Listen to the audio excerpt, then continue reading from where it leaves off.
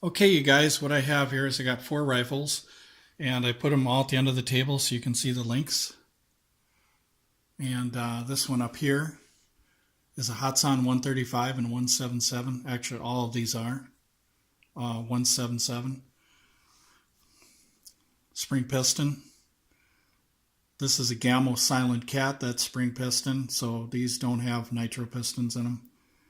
This here, of course, is a Daisy 880, and that's the Daisy 35.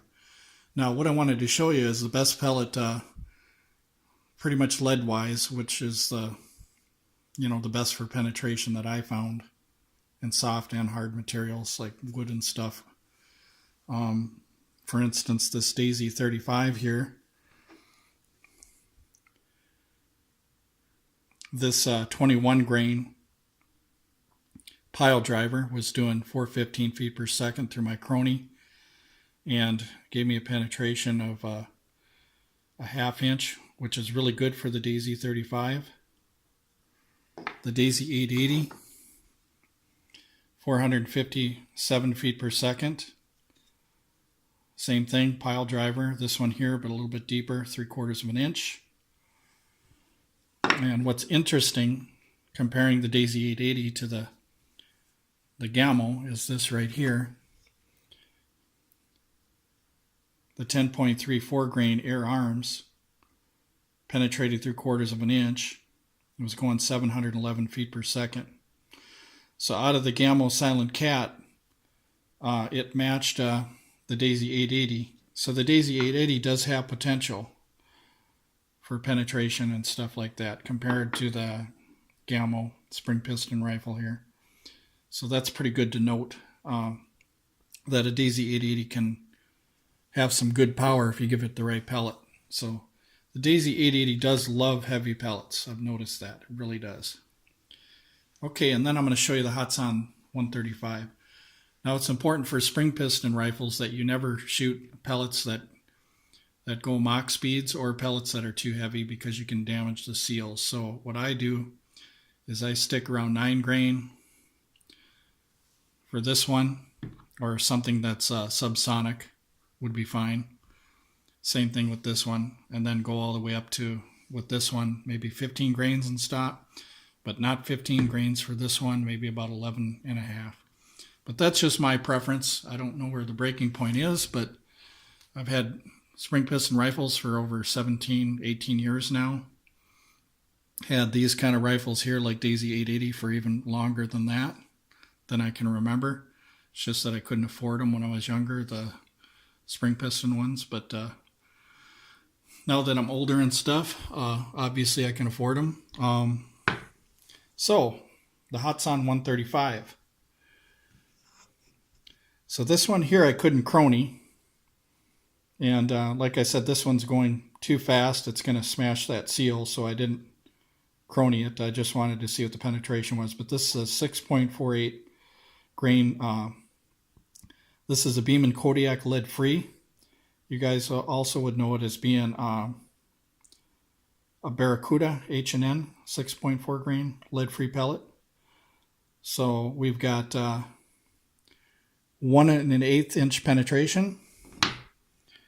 Then next we have the 9.57 grain Phoenix coal, it's called. This is going 1,004 feet per second. And the penetration on this is 1 1/8. So these are both identical. One of them's alloy and the other one's lead. So even though the alloy is harder than the lead, the coal Phoenix still penetrated about the same. Then we have 975 feet per second. This one was a 10.34 grain air arms. This one went in 1 inch. And another reason why it only went in 1 inch is because it kind of spread out a little here. It's a very soft pellet, very accurate, but very soft lead. So that's the other thing too, is it kind of piled up right here and mushroomed out a little. But not bad. It's 1 inch, Could have gone 1 1/8 inches, but it stopped at 1 inch. That's not bad. And then this one here, 756 feet per second. This was the 15 grain H&N Sniper pellet. This one went in 1¼ inches, if you see right here. Just about ready to bust out of the bottom of the 2x4. Now the thing is that if this was a dry board, it would have gone clean all the way through the other side, which is interesting. And this isn't even the highest penetrating pellet that there is. The Crossman penetrators will penetrate even more, maybe 2 of these. But the problem with that is it's too light of a pellet, and usually what happens is it blows out the back of the plastic, because the Hatsan 35, when you shoot a light pellet in a Hatsan 35, it destroys the skirt and literally blows a hole through the pellet as it's coming out the barrel. So it'll destroy the pellet before it comes out of the barrel, because there's not enough substance there to handle that air pressure. So just want to make sure you guys know that these spring piston rifles, I would be careful not to bust Mach speed sounds and stuff like that. My elevation, probably 1125 feet per second, so I would try to keep it at about 900 feet per second, and also don't go too heavy. If you want the accurate pellet, like JSP 10.34 grain, if you want to stick with that, that would be fine. I've gone a little bit higher, but you don't want to push it too much, especially for the Gamma, because this one here, it has less power. So the heavier pellets you use, if you use 15 grains or more, you could blow the seal because the pellet's too slow. It can't get through the barrel. Whereas the Hatsan 135 is very, very powerful. And as you can see, it pushed it through at 756 feet per second. So, and then of course you've seen the difference between the Daisy 35 and the Daisy 880. You know, a bit of a power difference there. But you guys can also check my videos and stuff. I've got a lot of details. So the velocities that I read off to you, all you have to do is take that velocity there and the grain weight, and you guys can figure out with your ballistic calculators what the foot-pounds is. I didn't put the foot-pounds on these. And then once again, I didn't crony this one. I did try earlier, but I couldn't get a reading because the pellet's too shiny. Sometimes chronometers, if you have too shiny of a pellet, sometimes it won't read.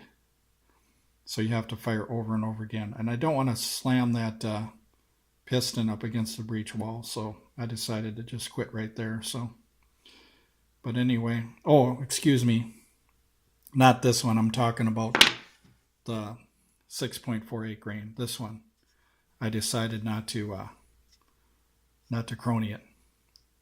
So it took a couple tries, and I just decided it's too light of a pellet. Now it's okay to fire it a couple times, but you just don't want to get in a habit of shooting these light ones.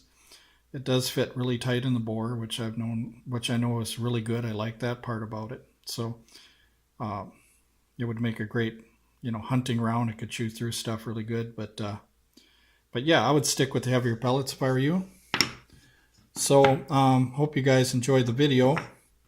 And yeah, so you can do the math on there and figure out your foot-pounds if you need to. But I'm just doing the penetration test here and gave you the velocity, so I didn't put down the foot-pounds. But you guys could have a math project today if you want and figure that out. So anyway, there we go right there. There's the rifles once again. Hatsan 135, Camo Silent Cat, Daisy 880, and Daisy 35. These are both pumped 10 times, by the way, for this test. So anyway, thank you very much for watching, you guys. Oh, one more thing I forgot. Sorry. The way I did the test is I shot the board first. I shot the board first, and there would be a hole, and then I sawed. See right there? Like that. That's how I did it. Took the saw so that way I can find out what the penetration is. No need to put a stick down in there and measure and stuff. You can just saw it,